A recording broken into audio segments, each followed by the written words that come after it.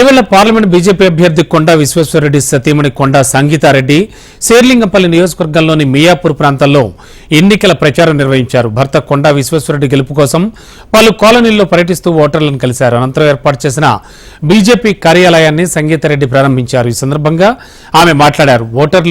ఓటర్ల నుంచి మంచి స్పందన వస్తోందని, మరోమారు మోడీని ప్రధాని చేసేందుకు ప్రజలు సిద్ధంగా ఉన్నారని అన్నారు.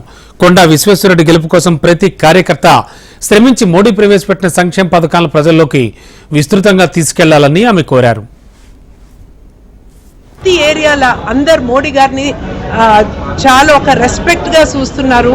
మన దేశం ఇప్పుడు పోయే అభివృద్ధి మార్గంలో మేము ఇంకా ఇలానే వెళ్ళాలి, మోడీ గారు గెలవాలి, మేము తప్పకుండా పువ్వు గుర్తుకే ఓటేస్తామని ప్రజలే మనకు అదే మాట ఇస్తున్నారు. ఇది అసెంబ్లీ ఎలక్షన్ కాదు, ఇది పార్లమెంటరీ ఎలక్షన్, ఇది ప్రైమ్ మినిస్టర్ ఎలక్షన్. ఈ ప్రైమ్ మినిస్టర్ ఎలక్షన్ గల మనకు మోడీ గారు తప్ప ఇంకా ఎవరు వద్దు. సైడ్గా అందరూ పువ్వు గుర్తుకే వేస్తారని అందరు ఇదే మాట ఇస్తున్నారు. మేము తప్పకుండా దేవుని దయవల్ల మన కార్యకర్తల కృషితోని అందరూ సహకరించి ప్రజల్లో ఒక మంచి చైతన్యంతోని బీజేపీ పార్టీని గెలిపిస్తున్నారు, పువ్వు గుర్తుకే ఓటేస్తున్నారు.